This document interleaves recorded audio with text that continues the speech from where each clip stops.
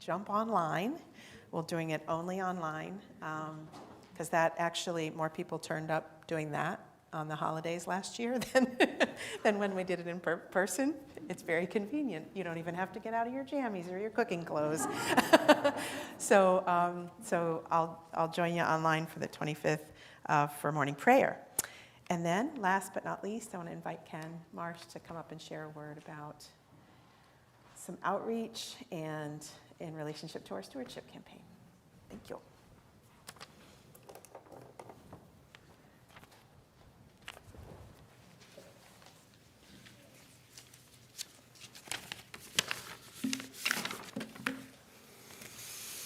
Good morning. My name is Ken Marsh. For some of those that you may not know me, I've been a member of St. John's since 2009. St. John's fills my heart even in a pandemic year.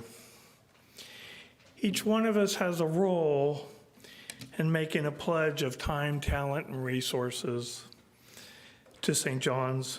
We all have a story of what makes St. John's special to us and to be part of something bigger than our individual selves. Each one of us creates a bigger picture of being in a church in a wider community beyond our church walls, a beloved community. The pandemic has challenged me, like most of you all, in so many ways and how I interact within these church walls. Before this pandemic, I was in church on most Sundays, always tried to partake in the beloved community meetings put on by Joy and Roxanne. And that fed my soul and challenged me to think in new ways about others and being active in my community. And now, because of the pandemic, I'm not in church so much anymore on Sundays, but I've grown. I now find myself in the community getting my heart filled as a member of St. John's.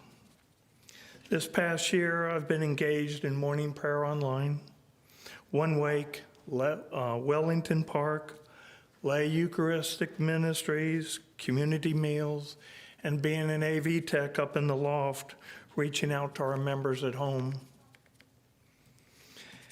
Past couple of weeks, I've realized all of these things are how to be a church without walls. And how am I a part of that church in the community? As Joy said a few weeks ago, it's about proximity to the people we serve and touch and those and what they see as love.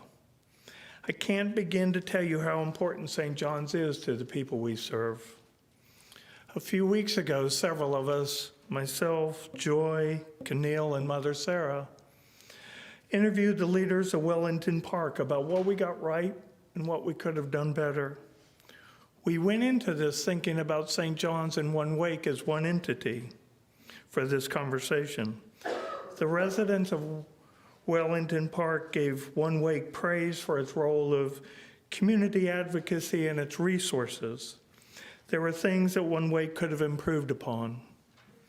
But the Wellington Park residents were very clear about St. John's, what St. John's brought to the table, to their community, along with other churches, which was love, compassion, empathy, community meals, action, and caring.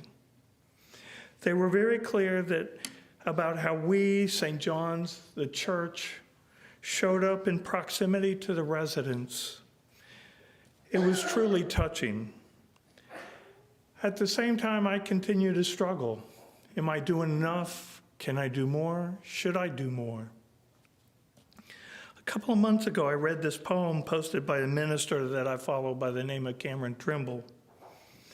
And it made me think of St. John's and the work we do, and each one of us is an important thread.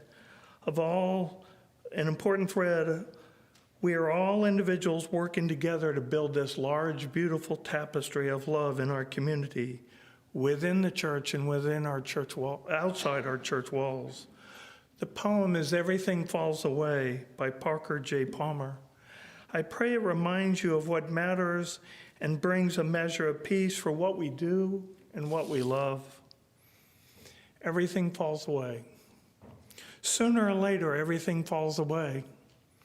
You, the work you've done, your successes, large and small, and your failures too. Those moments when you were light, alongside the times that you became one with the night. The friends, the people you loved, who loved you, those who might have wished you ill, none of this is forever. All of it soon to go or going or gone. Everything falls away except the thread you followed unknowingly all along. The thread that stirs together of all that you've been and done, the thread you didn't know where you were tracking until toward the end, you see that the thread is what stays and everything else falls away.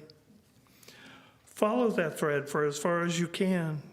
You'll find that it does not end, but it weaves into an imaginable vastness of your life. Your life was never the solo turn it seemed to be. It's always part of a great weave of nature and humanity, an immensity we've come to know only as we follow our own small threads to the place where they merge with this boundless whole. Each of our threads runs its course and then joins in life together, this magnificent tapestry, this masterpiece which will live forever. So as you think about your pledge this year, think about your own thread, our collective threads, and how each one of us makes St. John's what it is today.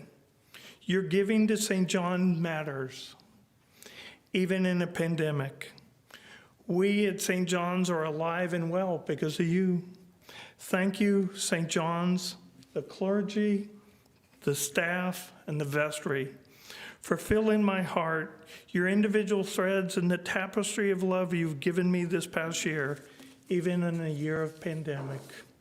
Thank you.